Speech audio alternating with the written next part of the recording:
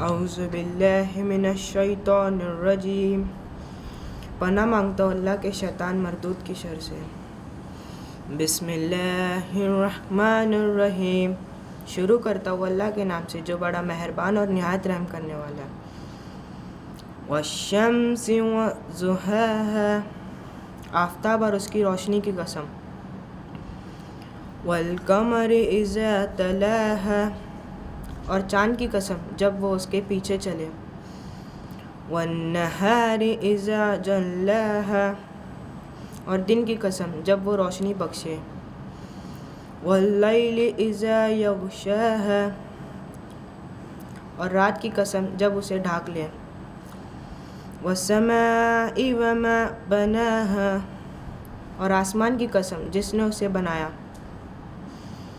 والارض وما طحاها، اور نفس کی قسم اور جس نے اسے درست کیا۔ ونفس وما سواها، پھر بدی اور تقوی کی ہدایت دی ہے۔ فألہمها فجورها وتقواها، بے شک وہ کامیاب ہو گیا جس نے نفس کو پاکیزہ بنا لیا۔ قد افلح من زکاها، بے شک وہ کامیاب ہو گیا جس نے نفس کو پاکیزہ بنا لیا۔ وقد خاب من دساها، اور وہ نامراد ہو گیا جس نے اسے آلودہ کیا۔ کذبت ثمود بطغواها، ثمود نے اپنے سرکشی کے بنا پر رسول کی تکذیب کی۔ اذ انبعث اشقاها، جب ان کا بدبخت اٹھ کھڑا ہوا۔ فقال لهم رسول اللہ ناقۃ اللہ وسقیاها، تو خدا کے رسول نے کہا کہ خدا کی اتنی اور اس کی سیرابی کا خیال رکھنا۔ فکذبوہ فعقروها، فدمدم علیہم ربہم بذنبہم فسواها، تو ان لوگوں نے اس کی تکذیب کی اور اس کی کوچیں کاٹ ڈالی، تو خدا نے ان کے گناہ کے سبب پہ ان پہ عذاب نازل کر دیا، ان کو بالکل برباد کر دیا۔ فلا یخاف عقباها، اور اسے اس کے انجام کا کوئی خوف نہیں ہے۔ صدق اللہ العلی العظیم۔ السلام علیکم۔ امام جعفر صادق علیہ السلام فرماتے ہیں صلی علی محمد، بسم اللہ الرحمن الرحیم، لا ينبغي للمرء المسلم ان یواخی الفاجر ولا الاحمق ولا الکذاب۔ ترجمہ، مسلمان شخص کے لیے صحیح نہیں، یہ ٹھیک نہیں کہ وہ کسی بدکار، نادان اور جھوٹے کے ساتھ دوستی کرے۔ حوالہ یعنی ریفرنس اصول کافی جلد 2 پیج نمبر 640۔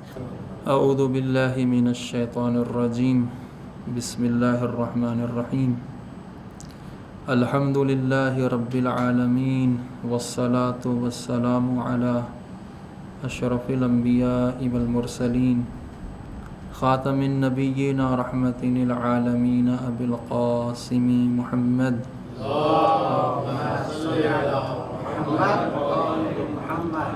وآلہ الطیبین الطاہرین المعصومین المظلومین، لا سیما بقیت اللہ فی الارضین۔ اما بعد فقد قال اللہ سبحانہ وتعالی فی القرآن الکریم، بسم اللہ الرحمن الرحیم، شہر رمضان الذی انزل فیہ القرآن ھدی للناس وبینات من الھدی والفرقان۔ صلوات پڑھ دیں محمد وعلی محمد۔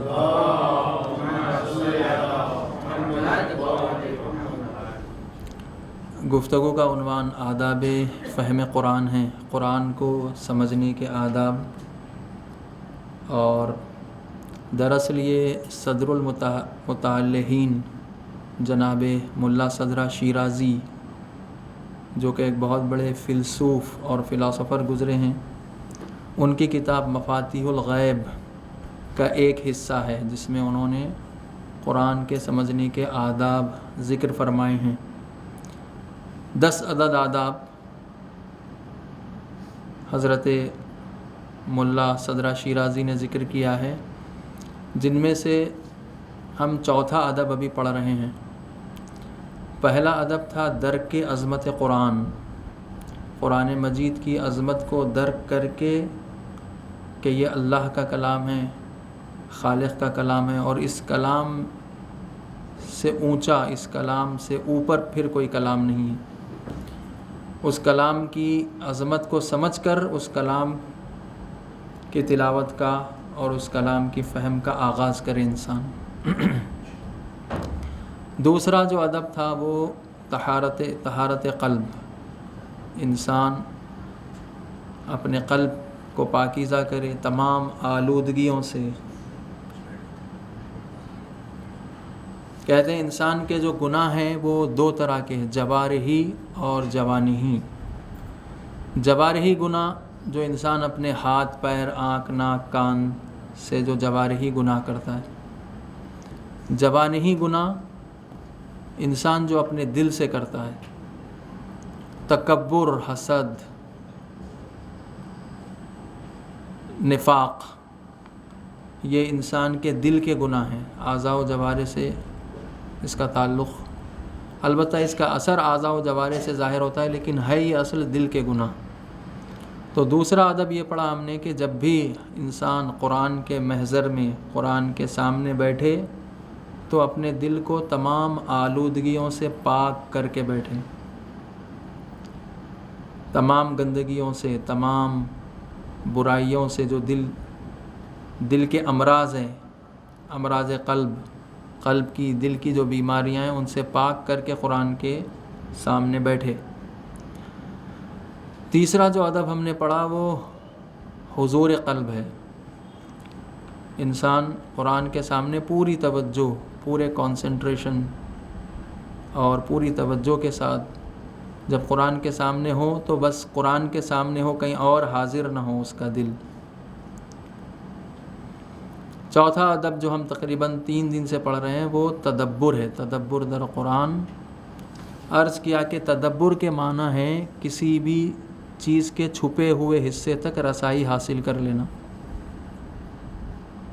کسی بھی چیز کا جو چھپا ہوا پارٹ ہوتا ہے اس تک انسان پہنچ جائے، پردوں کو ہٹا کر اصل حقیقت تک پہنچ جائے۔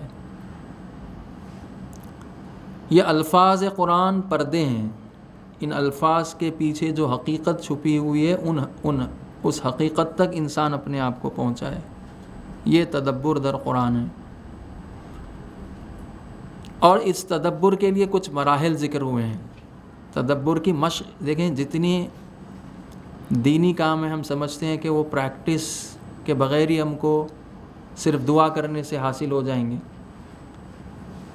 دعا کرنے سے کوئی چیز حاصل نہیں ہوتی جب تک کہ اس دعا کے لیے کوشش نہ کی جائے عملی۔ اگر میں دعا کروں کہ میں مریض ہوں، میں شفا پا جاؤں اور میں دوا نہ کھاؤں اور فقط چاہوں کہ دعا سے ٹھیک ہو جاؤں، یہ ممکن نہیں ہے جب تک کہ میں دوا نہ کھاؤں۔ دوا کھانے کے بعد پھر اب میں دعا کروں، اب اس دعا میں اثر ہے۔ اسی طرح اگر میں تدبر کرنا چاہوں اور بغیر پریکٹس کے تدبر کرنا چاہوں تو یہ حاصل ہونے والی چیز نہیں ہے۔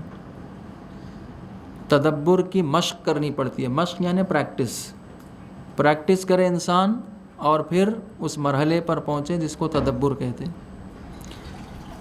پریکٹس کے مرحلے میں ہوتا یہ ہے کہ ہم جب بھی کسی چیز کو دیکھتے ہیں وہ اپنے ظاہری سینس آرگنز، آنکھ سے دیکھتے ہیں، کان سے سنتے ہیں، ناک سے سونگھتے ہیں، زبان سے چکھتے ہیں۔ انہی ظاہری چیز یعنی ظاہری اعضاء سے، ظاہر اس کو حواس خمسہ جس کو کہتے ہیں، 5 سینس آرگنز، انہی اعضاء سے ہم درک کرنا چاہتے ہیں چیزوں کو۔ عقل سے نہیں دیکھتے، چاہتے ہیں کہ آنکھ سے دیکھیں، دیکھ کے بس سرسری گزر جائیں۔ تدبر کے لیے انسان کو اس کی عقل کے سوئچ کو آن کرنا ہے۔ عقل کا سوئچ آن کرے گا تو تدبر کا عمل شروع ہوگا۔ صرف آنکھ کافی نہیں ہے. ہوتا یہ کہ ہم عقل کو موقع نہیں دیتے. آنکھ کو موقع دیتے ہیں دیکھنے کا، کان کو موقع دیتے ہیں سننے کا، عقل کو موقع نہیں دیتے. اور سب سے بڑی رکاوٹ تعقل میں، کسی چیز کے بارے میں سوچنے میں سب سے جو بڑی رکاوٹ ہے، جس کے ہم سب کم و بیش شکار ہیں، تعقل میں جو چیز سب سے بڑی رکاوٹ ہے سوچنے میں، وہ زبان ہے.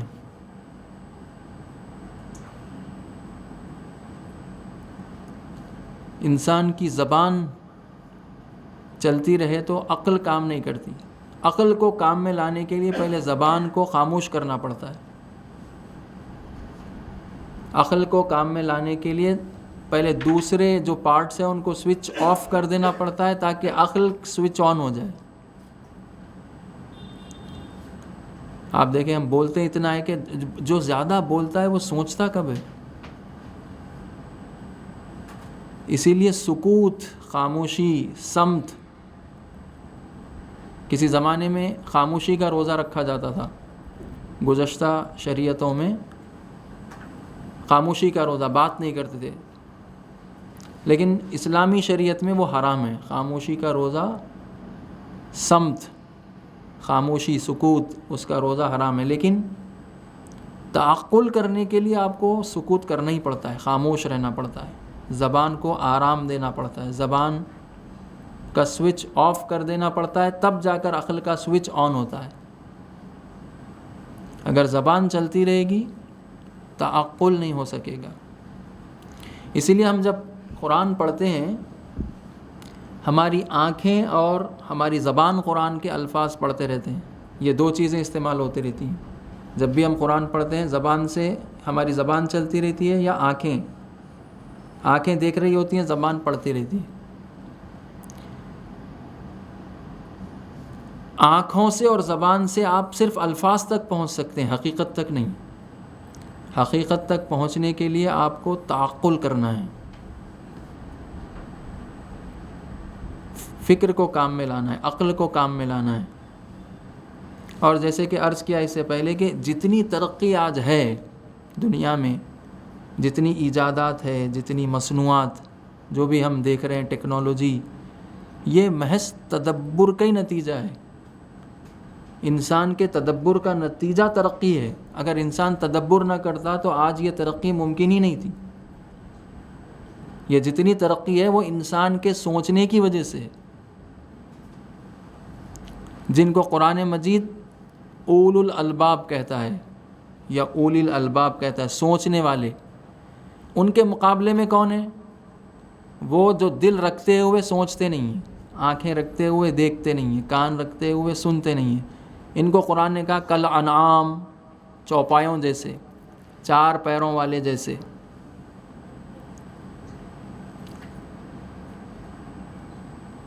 عقل رکھتے ہوئے، دل رکھتے ہوئے انسان تفکر نہ کرے تو اس کی مثال چوپایوں جیسی ہے.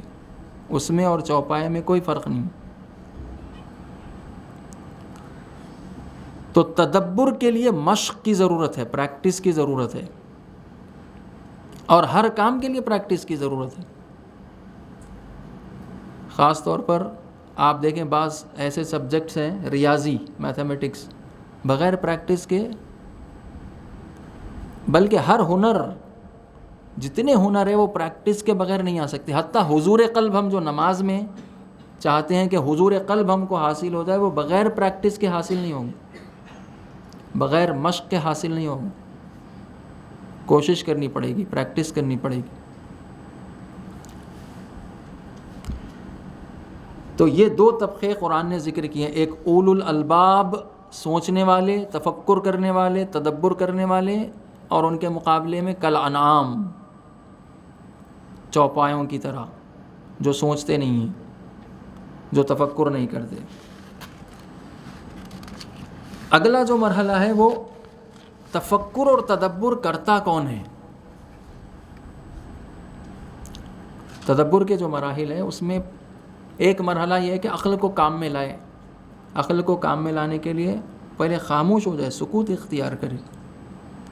اگلا مرحلہ یہ ہے کہ اس شخص کے لیے سوال پیدا ہو. جب انسان کسی چیز میں غور کرتا ہے تو اس کے لیے سوال پیدا ہوتا ہے, اور سوال پیدا ہوتا ہے. سوال کا پیدا ہونا ایک نیچرل فینومینا ہے.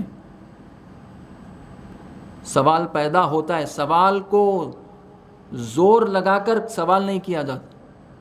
بعض لوگوں کی کوشش یہ ہوتی ہے کہ زور لگا کر سوال کو لے کر آئیں کہیں سے, تو وہ جو زور لگا کر سوال کو لے کر آتے ہیں وہ سوال کا سننا بھی سخت ہوتا ہے, اس کا جواب دینا بھی سخت ہوتا ہے, کیونکہ وہ اصل میں ہوتا ہی نہیں ہے سوال, کیونکہ زور لگا کر لایا گیا ہے وہ سوال. سوال پیدا ہوتا ہے. جو بھی چیز پیدا ہوتی ہے اس کے ماں باپ ہیں. سوال کے ماں باپ کون ہیں؟ سوال کا جنم کس کوکھ سے ہوا ہے؟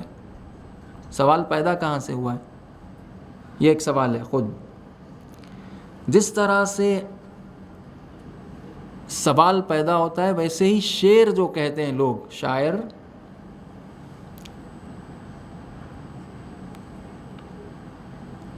جو شعر کہتا ہے وہ شاعر شعر نہیں بناتا, شعر انسان کو شاعر بناتا ہے. شعر آتا ہے خود سے, اس کو لایا, زور لگا کر لایا نہیں جاتا شعر کو. پھر زور لگا کر جو لانے والی شاعری ہے وہ پھر آپ دیکھتے ہیں اس کا حشر کیا ہوتا ہے. جو شاعری زور لگا کے لاتے ہیں لوگ, شعر جو ہے وہ ایک فطری چیز, یعنی انسان کے اندر, فطری تو نہیں, بعض میں جو جس کے اندر آہنگ موجود ہے اس کے اندر شعر کہنے کی صلاحیت ہے. بہت سے ایسے لوگ ہیں جو پڑھنا لکھنا نہیں جانتے لیکن شعر کہتے ہیں, خاص طور پر یو پی میں, اور یو پی چھوڑ دیجئے, عرب میں لے لیجئے. اب رسول اللہ کا جو زمانہ تھا, رسول اللہ کے زمانے میں گھر میں کام کرنے والی کنیز, جو گھر میں کام کرتی تھی عورت, اس کو 1.5 لاکھ شعر حفظ ہوتے تھے. اور فی البدی اشعار کہتے تھے. فی البدی کا مطلب جب کا جب. ابھی ایک سچویشن دیکھا, ابھی ایک شعر کہہ دیا. اسی لیے رسول اللہ کا جو شاہکار, جو معجزہ ہے قرآن مجید,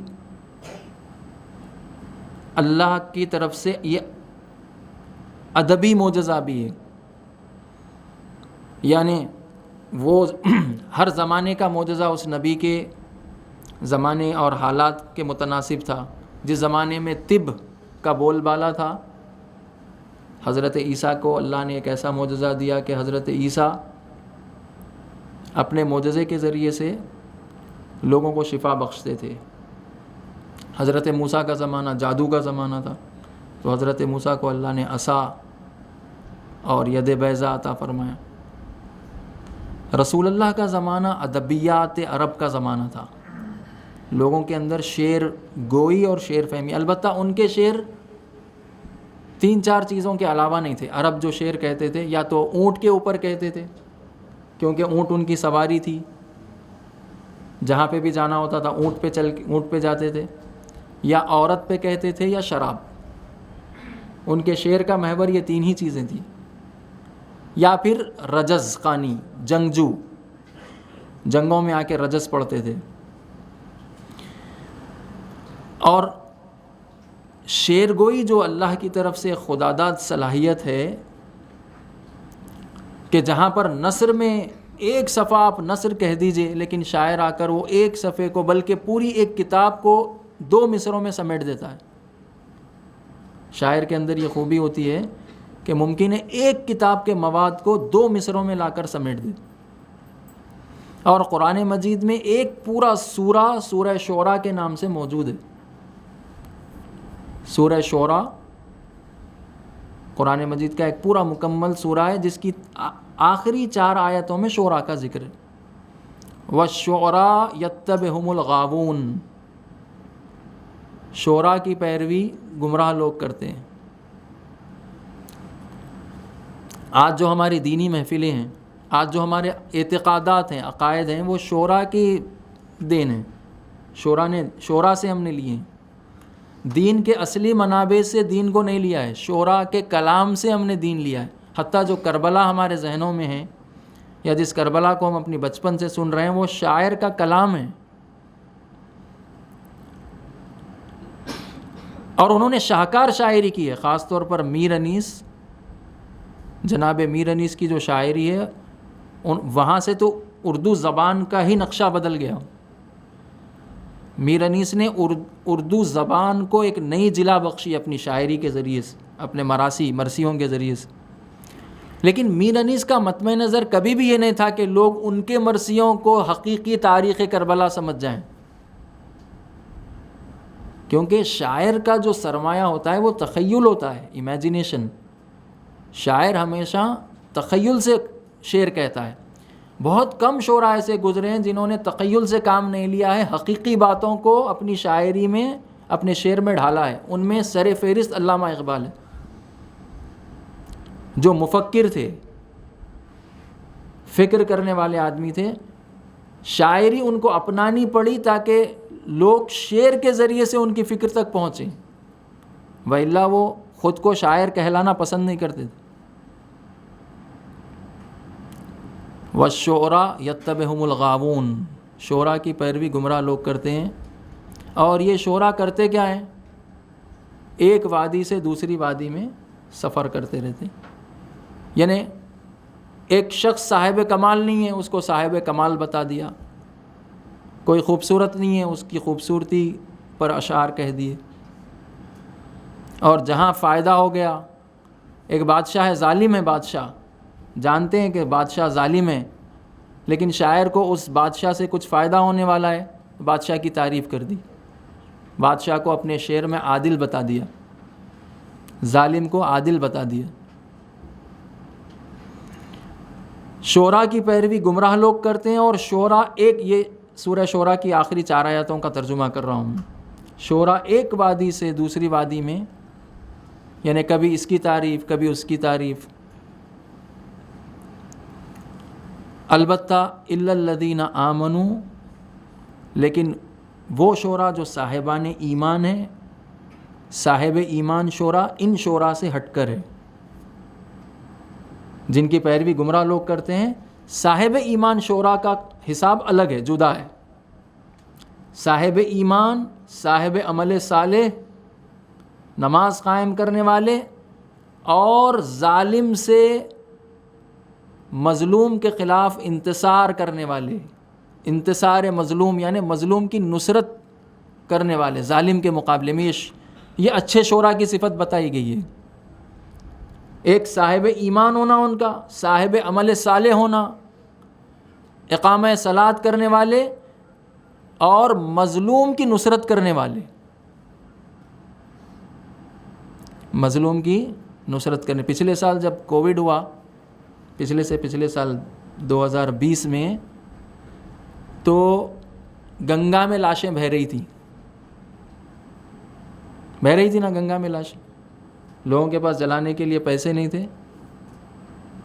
گجرات کی ایک گجراتی شاعرہ ہیں پھرول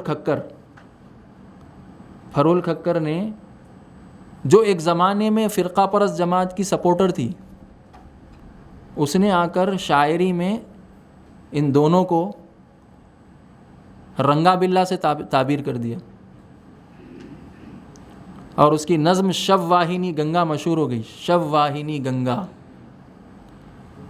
راجن تیرے رام راج میں شب واہینی گنگا. یہ جو بیٹھا ہوا ہے راج کرتے ہوئے، تیرے راج میں ہو کیا رہا ہے؟ گنگا جو ہے وہ لاشوں کو بہا کے لے جا رہی ہے، شب واہینی بن گئی. اور ان دونوں کو تعبیر کر دیا رنگا بلا سے. رنگا بلا کون ہے؟ یہ 2 کیریکٹرز ہیں 80s کے دہے کے، جنہوں نے دلی میں ایک بڑا جرم کیا تھا، رنگا بلا، جس کے نتیجے میں دونوں کو پھانسی ہو گئی تھی، لیکن پورے انڈیا میں مشہور ہو گئے تھے. کوئی جوڑی، جو 2 لوگوں کی جوڑی جو غلط کام کرتی ہو، ان کو رنگا بلا سے تعبیر کر دیتے تھے. 2 لوگوں کی جوڑی جو غلط کاموں میں آگے ہیں، تو ان کو کہتے ہیں یہ رنگا بلا کی جوڑی ہے. یہ ہے. ایک زمانے میں سپورٹر تھی, وہی عورت ان کے مقابلے میں آ گئی تو پورا ان کا آئی ٹی سیل اس کے پیچھے پڑ گیا, اس عورت کے پیچھے پڑ گیا کہ کیوں. شاعر کے اندر یہ صفت ہونا ضروری ہے, انتصار مظلوم, مظلوم کی حمایت, ایمان, عمل صالح, اقامہ صلاۃ اور مظلوم کا انتصار, نصرت مظلوم. ہمارے شعراء کو دیکھ لیجیے آپ, اچھا خاصا آدمی اگر محفل میں جائے تو اس کو کم سے کم مشرک بنا کے چھوڑتے ہیں.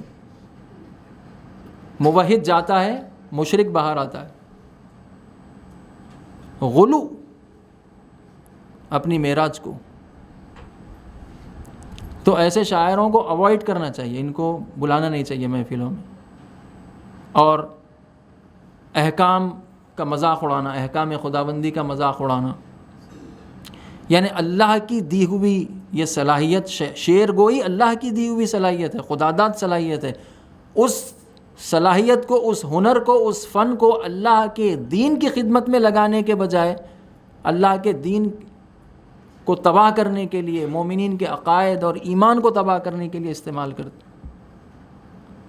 تو ایسے شاعروں کا بائیکاٹ کیا جائے, ان کو محفلوں میں نہ بلایا جائے. اچھے شعراء بھی موجود ہے, ٹوٹلی شاعری کو, شاعری سے منع نہیں کیا گیا. البتہ رسول اللہ سے یہ کہا گیا وما علمناہ الشعر وما ينبغي له, ہم نے آپ کو شعر نہیں سکھایا, نہ شعر آپ کے لیے سزاوار ہے. اسی لیے رسول اللہ جب بھی کوئی شعر پڑھتے تو اس کو وزن سے گرا کے پڑھتے تھے. رسول اللہ نے جب بھی کوئی شعر پڑھا ہے تو اس کو وزن سے گرا دیتے تھے, یعنی اس کی شعر کی حیت کو بگاڑ دیتے تھے. کیونکہ مشرکین کا ایک الزام رسول اللہ پہ یہ تھا کہ آپ شاعر ہیں, آپ نے شاعری کے ذریعے سے یہ قرآن لکھ دیا ہے. کیونکہ قرآن میں آہنگ ہے, ردھم ہے بہت سے سوروں میں. تو اللہ نے نفی کر دی, نہیں, ہم نے آپ کو شاعر نہیں بنایا, نہ شاعری آپ کے لیے سزاوار ہے. ہاں, شاعری ہنر جن کے اندر یہ موجود ہے وہ اپنے اس ہنر سے خدمت کریں, انسانیت کی خدمت, دین کی خدمت. تو شعر جو ہے, شعر انسان کو شاعر بناتا ہے, شاعر شعر نہیں بناتا. شعر انسان کو شاعر بناتا. ویسے ہی شعر جیسا پیدا ہوتا ہے, سوال پیدا ہوتا ہے انسان کے اندر. سوال کو زور لگا کے لانا نہیں پڑتا. سوال کب پیدا ہوتا ہے انسان کے اندر؟ جب انسان معرفت رکھے, تھوڑی سی علم رکھے. جہل کے ذریعے سے کوئی سوال پیدا نہیں ہوتا. جہل انسان کے ذہن میں کوئی سوال پیدا نہیں کرتا. پہلے سے کوئی چیز ہو, تھوڑا سا علم ہو, تھوڑی سی معرفت ہو, پھر طبعی طور پر نیچرل طریقے سے سوال پیدا ہوتا ہے. اسی لیے کہا گیا حسن السوال نصف العلم, اچھا سوال آدھا علم ہے. اچھا سوال آدھا علم ہے. اور سوال کرنا چاہیے, اس کے لیے انکریج کیا گیا ہے. اور یہاں پر جو ماحول کریٹ کیا گیا ہے زیب پیلس میں, یہ بہت ہی اچھا ماحول ہے سوال کرنے کا.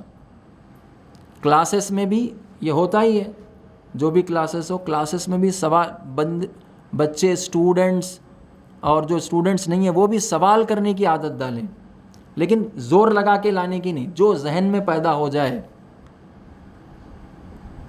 سوال جو ذہن میں پیدا ہو جائے, پھر اس سوال کو بغیر جواب کے نہ چھوڑے انسان. سوال کیا چاہتا ہے؟ جواب چاہتا ہے. وہ سوال جس کو جواب نہیں ملتا وہ شک میں بدل جاتا ہے. وہ سوال جس کو جواب نہیں ملتا وہ شک میں تبدیل ہو جاتا ہے. تو انسان کیا کرے, جو بھی سوال پیدا ہو پوچھے انسان, شرمائے نہیں. بہت سے لوگ شرماتے ہیں سوال پوچھنے میں, جھجکتے ہیں. جو طبعی سوال جو ان کے اندر پیدا ہوتے ہیں وہ دبا لیتے ہیں اپنے اندر, اس کو نکالتے ہیں. نتیجے میں وہ سوال اندر سوال رہ کے وہ شک میں تبدیل ہو جاتا, انسان یقین تک نہیں پہنچتا. تو انسان جب بھی کوئی سوال آئے پوچھ لے. کس سے پوچھے؟ فاسألوا اہل الذکر ان کنتم لا تعلمون. اہل ذکر سے پوچھ لو, جو بھی جس فن کا ماہر ہے اس سے سوال کر لو اس بابت. طب کا ماہر ہے, طب کے ماہر سے طب کے سوال کر لو. فزکس کا ماہر ہے، فزکس کے ماہر سے فزکس کے سوال کر لو، کیمسٹری کا ماہر ہے، کیمسٹری کے ماہر سے کیمسٹری کا سوال کر لو، علم دین کا ماہر ہے، علم دین کے ماہر سے علم دین کا سوال کر لو۔ علم دین کا سوال ماہر علم دین سے کرنا ہی یہ تقلید ہے، تقلید اور کوئی چیز نہیں ہے۔ دوسرے تمام علوم میں ہم تقلید کرنا چاہتے ہیں، دین کے معاملے میں آ کر تقلید نہیں کرنا چاہتے۔ تقلید یہی ہے، ماہر سے سوال کر لو، علم دین کے ماہر سے دین کا سوال کر لو، جو بات ہم نہیں جانتے ہیں دین کی وہ ماہر سے سوال کر لو۔ الغرض جو ہے وہ سوال جو ہے وہ طبعی طور پر پیدا ہو تو بجا ہے۔ اب سوال یہ ہے، اہل تدبر کا یہ کہنا ہے کہ انسان کو جو دنیا میں بھیجا گیا ہے، ہم جو دنیا میں آئے ہیں، قرآن میں مختلف جگہوں پر ہمارے دنیا میں بھیجے جانے کا مقصد ذکر ہوا ہے۔ اس میں سے ایک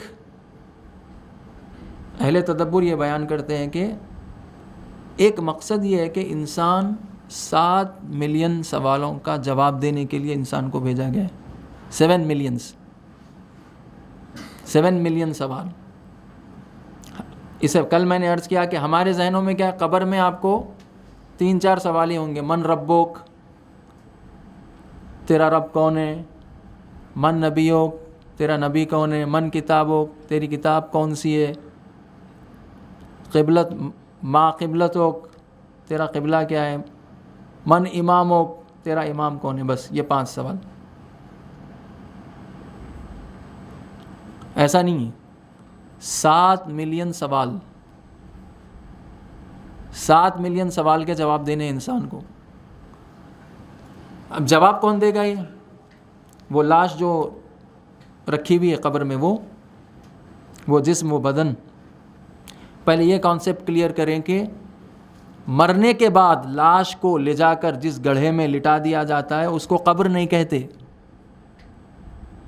مرنے کے بعد لاش کو لے جا کر جس گڑھے میں دفنا دیا جاتا ہے اس کو قبر نہیں کہتے، اس کو کہتے ہیں لحد، اس کو کہتے ہیں لحد،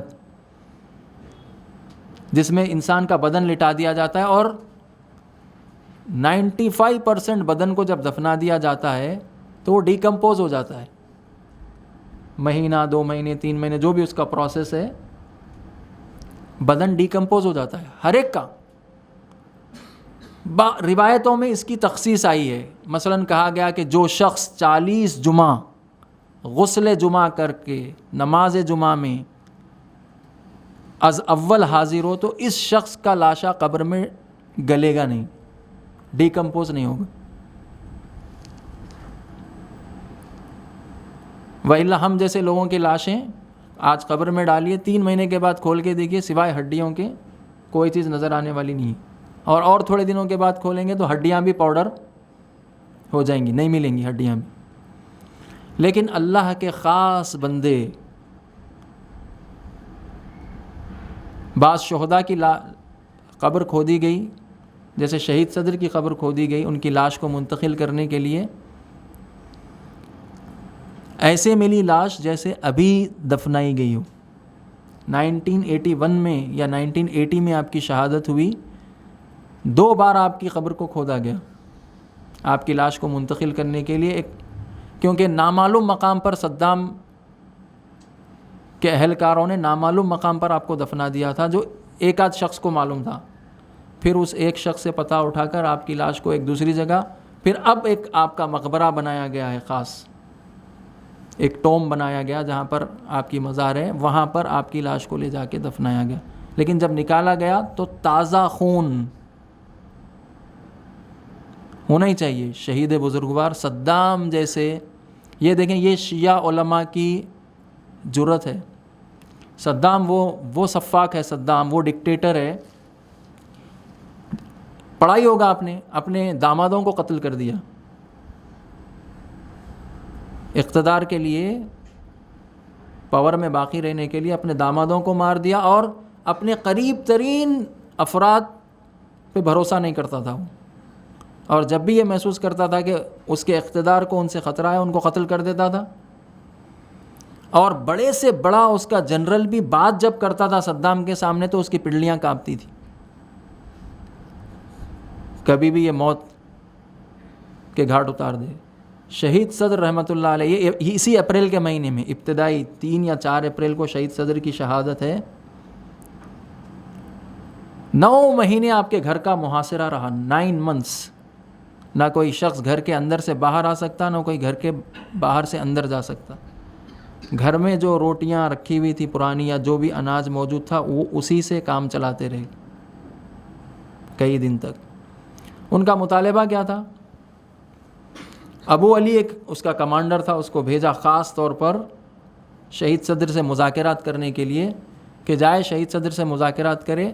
3 شرطیں ان کے سامنے رکھ دے، اگر قبول کر لیں تو محاصرہ ختم کر دے، جو گھر کی ناکہ بندی ہوئی تھی اس کو ختم کر دے. پہلا مطالبہ یہ ہے شہید صدر سے کہ شہید صدر نے فتویٰ دیا تھا کہ باس پارٹی میں شامل ہونا حرام. صدام کی جو پارٹی تھی باس پارٹی، اور اس زمانے میں کئی ملکوں میں تھی یہ باس پارٹی. باس پارٹی کا ممبر بننا حرام ہے. آج ہمارے کئی شیعہ فرقہ پرست پارٹی کے ممبر بھی ہیں، شیعہ بھی ہیں، مومن بھی ہیں، ہے نا؟ کئی ہیں، ممبر ہیں، منسٹر بھی ہے بنے ہوئے. اگر شیعہ ہے تو اس کا کام نہیں تھا کسی عالم سے پوچھے کہ کیا میں اس پارٹی کا ممبر بن سکتا ہوں یا نہیں بن سکتا ہوں. شہید صدر کا فتویٰ یہ تھا باس پارٹی میں شامل ہونا حرام ہے. تو ابو علی کو یہ کہا گیا جا کے شہید باقر الصدر سے یہ کہو کہ یہ فتویٰ واپس لے لے. ایک دوسری بات یہ کہ یہ اعلان کرے برملا ٹی وی پر آ کر کہ میرا خمینی سے کوئی تعلق نہیں ہے، نہ میرا خمینی سے کوئی تعلق ہے، نہ میرا انقلاب اسلامی ایران سے کوئی لینا دینا ہے. یہ اعلان کرے. اور تیسرا، اگر یہ دونوں مشکل ہے تو صدام نے جو کام کروائے، الیکٹریفیکیشن جو کروایا ہے پورے عراق میں اور روڈز جو بنوائے ہیں اس کی تعریف کرے. صدام کی تعریف کرے. نتیجہ کیا ہوگا؟ نتیجہ یہ ہوگا کہ صدام خود ملنے آپ کے گھر پہ آئے گا، اور صدام جب ملنے آپ کے گھر پہ آئے گا تو اس کو عراق کے نیشنل ٹی وی پہ ٹیلی کاسٹ کیا جائے گا، اور صدام اپنے پرسنل یوز کی کار آپ کو گفٹ میں دے گا. یہ مطالبے شدید رد عمل دکھاتے تھے، شدید سخت رد عمل. یہ ہے شیعہ عالم ظالموں کے سامنے، شدید رد عمل. ایک شرط بھی منظور نہیں کی. کہا جہاں تک امام خمینی کا تعلق ہے میرا ان سے تعلق ہے برابر، وہی ہے جو ایک شیعہ عالم کا دوسرے شیعہ عالم سے ہوتا ہے، وہ ہے میرا، میں اس کو ڈینائی نہیں کر سکتا. میں یہ نہیں کہہ سکتا کہ میرا کوئی تعلق ان سے نہیں ہے. باس پارٹی کا فتویٰ میں واپس نہیں لوں گا، صدام کی تعریف میں ہرگز نہیں کروں گا. نتیجے میں 9 مہینے کے بعد گھر سے اٹھا لیے گئے، بغداد لے جایا گیا.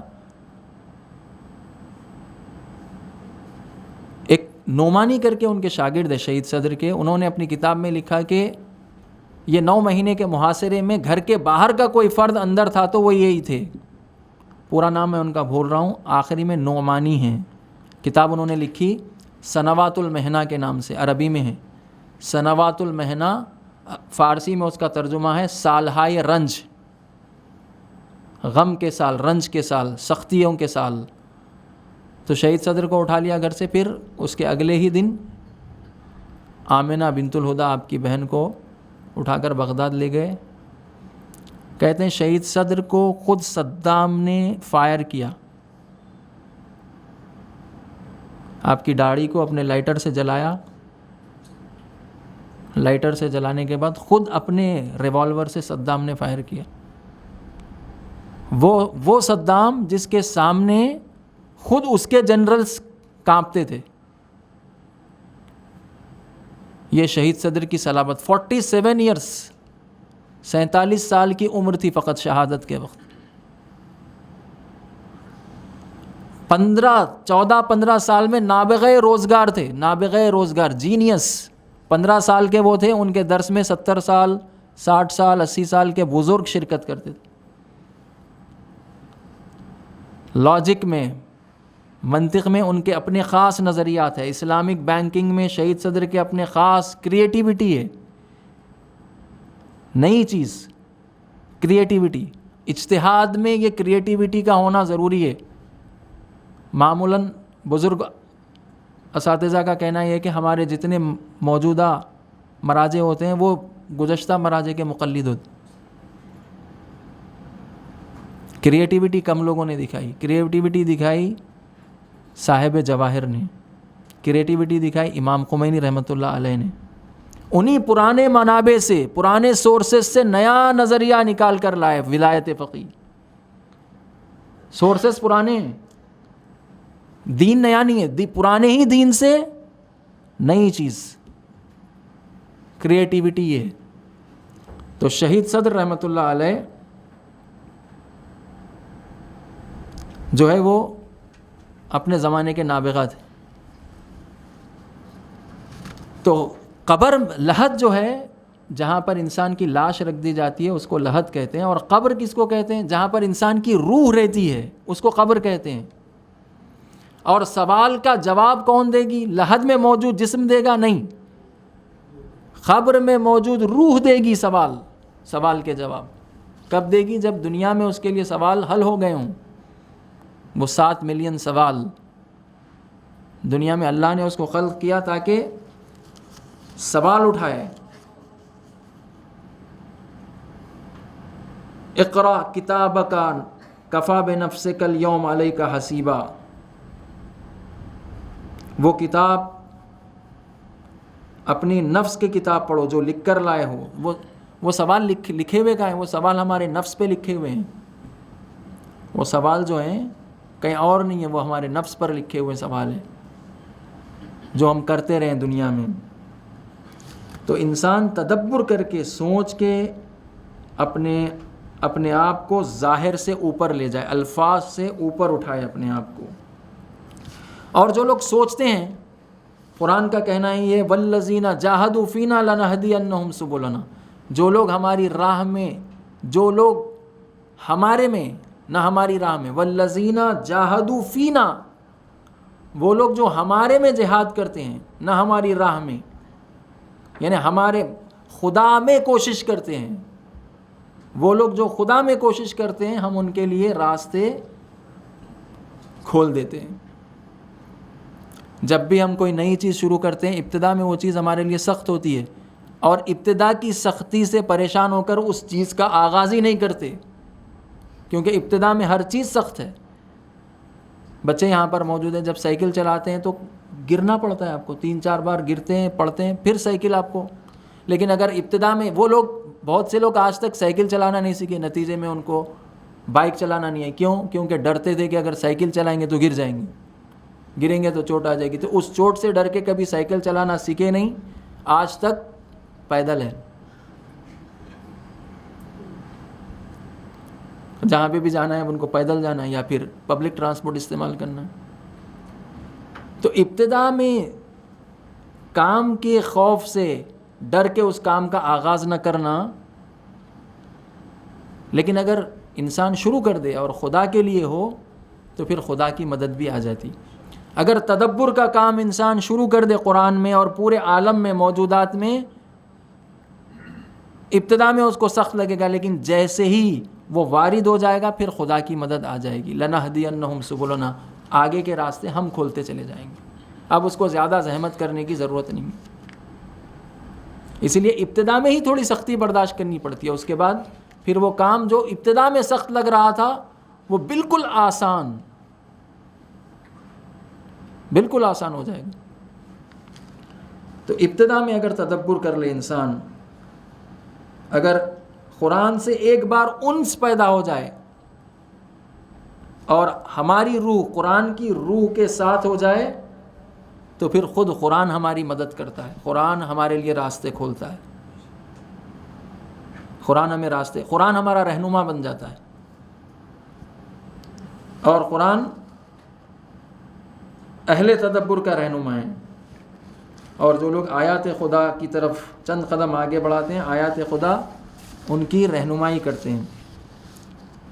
ابھی ایک 5 منٹ میں لوں گا کہ روایتیں بعض یہاں پر نقل ہوئی ہیں کہ رسول اللہ بعض مرتبہ بسم اللہ کو 20 بار پڑھتے تھے. فرددہا، تردید یعنی ایک ہی چیز کو ریپیٹ کرنا بار بار.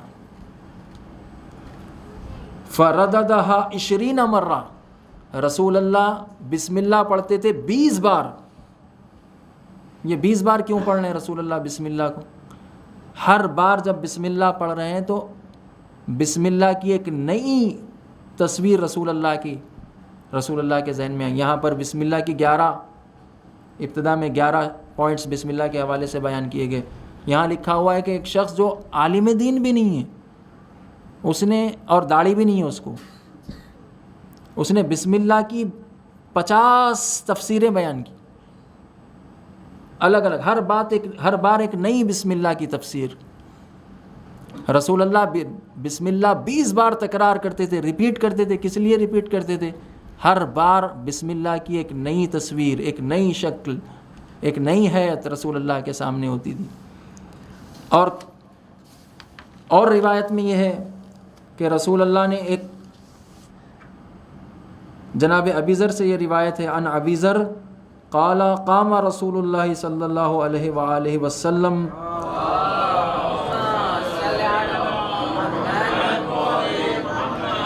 رسول اللہ نے ایک آیت پڑھنا شروع کی قرآن مجید کی، اور اس آیت کو دہراتے رہے، کئی بار دہرایا. وہ آیت یہ ہے، ان تعذبہم فانہم عبادک وان تغفر لہم فانک انت العزیز الحکیم. اگر تو ان پر عذاب کرے گا تو وہ تیرے ہی بندے ہیں، اور اگر معاف کر دے گا تو تو صاحب عزت بھی ہے اور صاحب حکمت بھی ہے. اور اسی طرح رسول اللہ ایک آیت کو کئی بار پڑھتے تھے. اور علماء کے بارے میں یہ موجود ہے، جو آخری بات ہے میری آج کی، کہ قرآن شروع کرتے تھے ختم کرنے کے لیے، کہ ختم قرآن کرنا ہے. ایک آیت پہ پہنچے، 3 مہینے تک وہی آیت پڑھ رہے ہیں. 3 مہینے تک. پوچھا گیا 3 مہینے کیوں، اس آیت پہ رک کیوں گئے؟ کہا جب تک یہ آیت میرے لیے حل نہیں ہو جاتی، سالو نہیں ہو جاتی، اگلی آیت پہ نہیں جاؤں. اور پڑھنے کا طریقہ یہ ہے.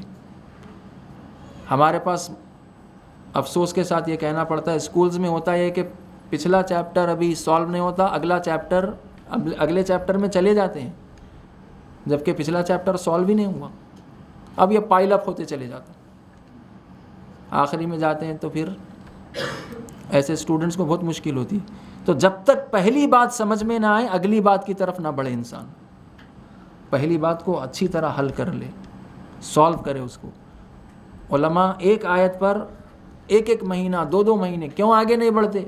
نہیں، اس کو ابھی سمجھنا ہے، پوری طرح سمجھ میں نہیں ہے یہ آیت. سمجھیں گے پھر آگے بڑھیں گے. وہ سمجھیں گے کیسا؟ وہ سمجھیں گے تدبر کے ذریعے سے، فکر کے ذریعے سے، سوچنے کے ذریعے سے، صرف الفاظ کو پکڑ کے نہیں رہیں گے. والسلام علیکم ورحمۃ اللہ وبرکاتہ. ہو گئے ابھی تک کہ آیا نہیں. آؤ ادھر آؤ. السلام علیکم. السلام علیکم. کیا ہو؟ سوری یار، تھوڑا لیٹ ہو گیا، ٹریفک تھی نا. اچھا خیر، کیا ہوا، کیوں بلایا؟ ہم نے بلایا تھا، ہاں ابھی ماہ رمضان آ رہا ہے نا، تو قرآن خوانی ہوگی، اس لیے بلایا تھا. یاد ہے ہم گئے تھے پچھلی بار 3 جگہ گئے تھے، اچھے سے انعام لے آئے تھے. اس بار ہم نے اور 4 جگہ ڈھونڈ لیے. جائیں گے، حاضری لگائیں گے اور 4 لیں گے. اس بار 7 کام لے آئیں گے ہم. اور السلام علیکم. وعلیکم السلام. آج کیا ٹائم پاس کر رہے ہم لوگ؟ ارے بھائی ٹائم پاس نہیں کر رہے، بات کر رہے تھے. کس بارے میں؟ ماہ رمضان آ رہا ہے نا، قرآن خوانی ہوگی اسی سلسلے میں. ارے قرآن خوانی سے یاد آیا بھائی، میں نے اپنے ایریا کی اور آس پاس کے ایریا کی 10-15 منزلیں ڈھونڈ لی. جائیں گے ساتھ میں، 3-4 آیت پڑھیں گے اور اٹینڈنس لگوا دیں گے، تاکہ عید کے دن اپنے کو 10-12 ڈھیر سارے انعام مل جائے. رمضان میں بھی تم جو انعام کے لیے کام کر رہے ہو، رمضان کا کچھ تو فائدہ ہو. تو یہ انعام فائدہ ہو گیا رمضان کا. ارے بھائی تمہیں پکاؤ مت یار، ہمیں دوسرے بھی کام ہے، مجھے لیٹ ہو رہا ہے. ٹھیک ہے ہم جا رہے ہیں. ٹھیک ہے، بہت پکاتے ہیں. جانے تو وہ ایسے ہی ہے، کچھ کہیں گے تو اب غیبت ہو جائے گی. اچھا، ہم نے سنا ہے ابھی شاید 15 شعبان کے بعد ایک استقبال ماہ رمضان کا ایک پروگرام ہوا تھا نا, ہاں اس میں کیا ہوا تھا, ہم آ نہیں پائے تھے, آپ بتا سکتے اس میں کیا ہوا؟ اس میں دیکھیے ہم نے جو نوٹس بھی بنائے تھے, ہم بتاتے ہیں, لکھ لیتے ہیں نا, بھول جائیں گے, سنتے ہیں بھول جاتے ہیں. تو ماہ رمضان کا جو مین چیز ہے وہ ہے قرآن. مین چیز وہی ہے قرآن. ٹھیک ہے, قرآن خوانی میں قرآن پڑھنے کا مطلب یہ نہیں ہوتا ہے کہ ہم صرف قرآن کے الفاظ کو پڑھ کے آگے بڑھ جائیں. ٹھیک ہے, قرآن کا مین مقصد کیا ہوتا ہے کہ اس کو پڑھیں اور پڑھ کے سمجھیں. جیسے ہم بولے کہ ہم نے جو ہے ایک بک پڑھ لی, تو اس کا مطلب کیا ہوا کہ ہم نے یہ بک پڑھی, اس کا میننگ ہم کو پتا ہے, اس میں کیا لکھا ہے وہ ہم کو سمجھ میں آ گیا, اس کا مفہوم ہم کو سمجھ میں آ گیا. ہم بھی بولے کہ ہم نے یہ بک پڑھ لی لیکن ہم کو پتہ نہیں اس کے بارے میں لکھا کیا ہے, کیا ہے کے بارے میں بات ہوئی, یہ کیسی بات ہے, ہم کو کچھ نہیں پتا, لیکن بک ہم نے پڑھ لی, تو بک پڑھنا تھوڑی مانا جائے گا. تو ایسے ہی جو ہے قرآن بھی ہے. امام علی علیہ السلام جو ہے اس میں فرماتے ہیں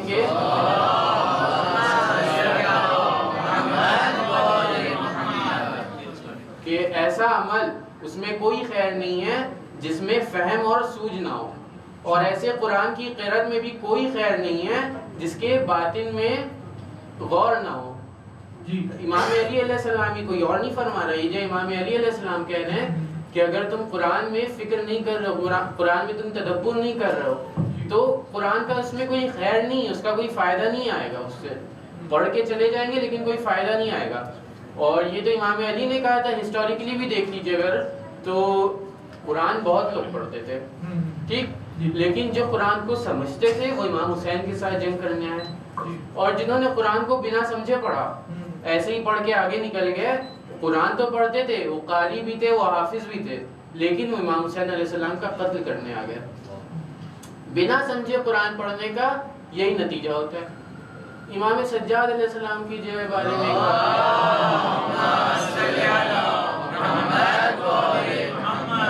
کہ جب وہ جا رہے تھے, ان کو اسیر کر کے لے جایا جا رہا تھا, تو ایک بوڑھے کا واقعہ, ایک بوڑھا آدمی آیا اور آ کے کہہ رہا ہے کہ اللہ کا شکر کہ جو اس نے تم کو شکست دے دی اور تم کو ہرا دیا, ذلیل کر دیا, نعوذ باللہ. تو امام نے اس سے پوچھا, کچھ آیتیں پڑھی اور کہا کہ ان آیت کا مطلب تمہیں معلوم ہے, یہ آیت تم کو یاد ہے؟ اس نے کہا ہاں یاد ہے, پتہ ہے, قرآن کی آیات ہے یہ. تو امام نے جو ہے اس کا ایک مطلب بتایا, ایک مفہوم بتایا کہ اس آیت میں کیا بات ہو رہی ہے. اور جب امام نے وہ مطلب بتایا تب جا کے اس کو سمجھ میں آیا کہ حق کیا ہے, باطل کیا ہے. تو قرآن تو اسے پتا تھا, قرآن وہ حفظ بھی تھا اسے, لیکن اس کو اس کا مطلب نہیں پتا تھا. جب مطلب پتا چلا تب چیزیں چینج ہو گئی, تب اس کی جو ہے نگاہ بدل گئی. اور قرآن اصل میں ہے کیا؟ قرآن اصل میں اللہ کا کلام ہے نا. اب اگر اللہ ہم سے کوئی بات کر رہا ہے اور ہم بنا اس کو سنے ہوئے نکل جاتے ہیں, تو قرآن خود اس کے بارے میں کہتا ہے کہ ہم نے انسانوں اور جناتوں میں ایک بڑی جو تعداد ہے اس کو جہنم کے لیے بنایا ہے. ایک منٹ, یہ کون سے سورہ کی کون سی آیت ہے؟ یہ سورہ اعراف کی 179 آیت ہے. اچھا. تو یہ جو لوگ ہیں جو بہت بڑی تعداد جو کہ جہنم میں رہنے والے ہیں, کیوں رہیں گے؟ کیونکہ ان کے پاس دل ہے لیکن یہ سوچتے نہیں ہیں, ان کے پاس آنکھیں مگر یہ دیکھتے نہیں ہیں, ان کے پاس کان ہے مگر یہ سنتے نہیں ہیں. تو کہیں ہم بھی ایسے نہ ہو جائیں کہ جو ہے ہمارے پاس دل ہے مگر ہم قرآن کے بارے میں سوچ نہیں رہے ہیں, آنکھوں سے پڑھ رہے ہیں لیکن جو ہے اس کے جو ہے سمجھ نہیں رہے, اس کی جو مطلب ہے, قرآن کی قرأت سن رہے ہیں لیکن اس کے جو مطالب ہیں اس پہ جو ہے کچھ فکر نہیں کر رہے ہیں. اور جو لوگ ایسا کام کرتے ہیں اس کے لیے قرآن نے خود کہا ہے کہ یہ لوگ جو ہے یہ جانوروں کی طرح ہیں بلکہ ان سے بھی بدتر ہیں. اچھا. اور یہ لوگ غافلین ہیں, کہ کہیں ایسا نہ ہو جائے کہ ہم لوگ خود جو ہے قرآن سے غافل ہو جائے. تو قرآن کو سمجھنے کا اتنی امپورٹنس ہے کہ اگر ہم قرآن کو نہیں سمجھیں گے تو ہم غافل ہو جائیں گے, یہاں تک کہ جو ہے اپنے وقت کے امام کے اپوزٹ آ کے کھڑے ہو جائیں گے. اور قرآن جیسے کہ کوئی بھی چیز ہے آپ کو سمجھنا ہو تو اس کے لیے آپ کو ایک ٹیچر چاہیے ہوگا. تو قرآن کے ٹیچر پہلے کون تھے؟ پہلے رسول خدا صلی اللہ علیہ وسلم تھے,